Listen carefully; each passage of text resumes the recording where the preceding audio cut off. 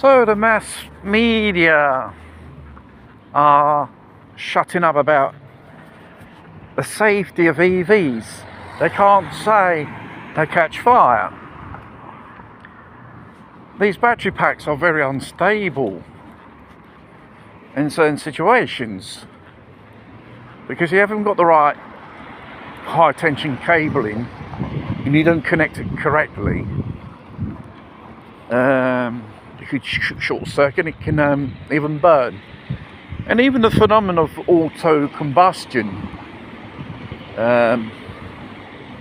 is a risk due to probably manufactured defects.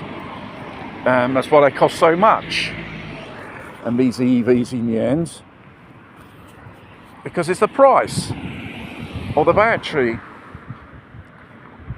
not the car itself. And obviously when you buy it second hand, these vehicles, they lose a hell lot of value of the vehicle. Let's say we're talking about these so-called medium price ranking vehicles, could cost 60 grand, 45, those price brackets, and it loses around about 15 grand every year.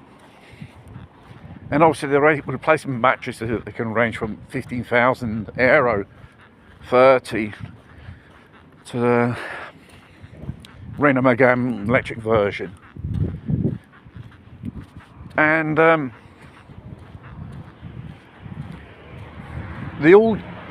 phenomenon of auto combustion, that's due to probably manufacturing defects, even though if they're produced at high standards, you know, they can now and then catch fire by itself. And it's very difficult to put out a fire regarding what you might call it,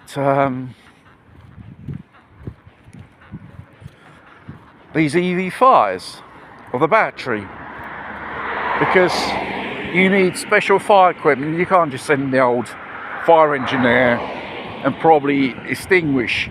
It will just burn on and on and on.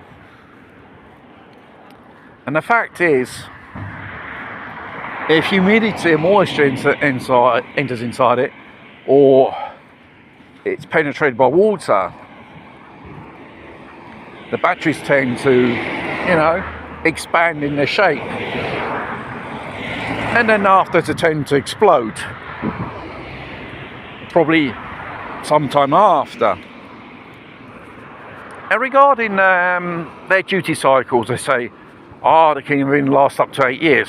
Well, who knows? They have warranties up to 8 years on the batteries, because they're not really that efficient and reliable, because it's not a type of technology which has been actually, tested properly. And the fact is, if you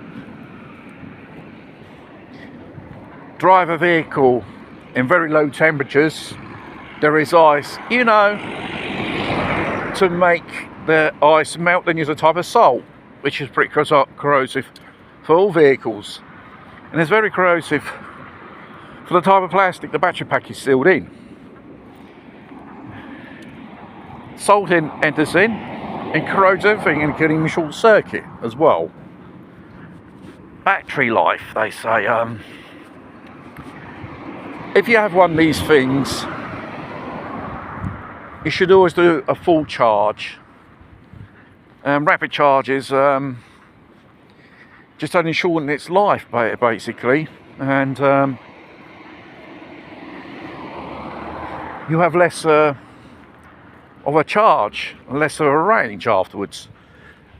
And the manufacturers of these vehicles, they say, this vehicle has a range of 300 kilometers. Actually, it's around about 250, 275 if you don't use other electrical devices, because they will run off that battery power pack. And the fact is, it can't regenerate electric car by itself, because like this.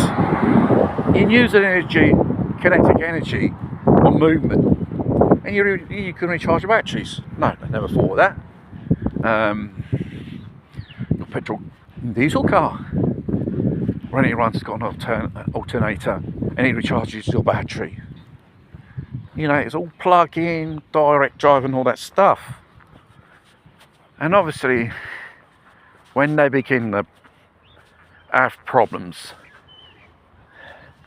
there are very few places where they can actually repair these things. And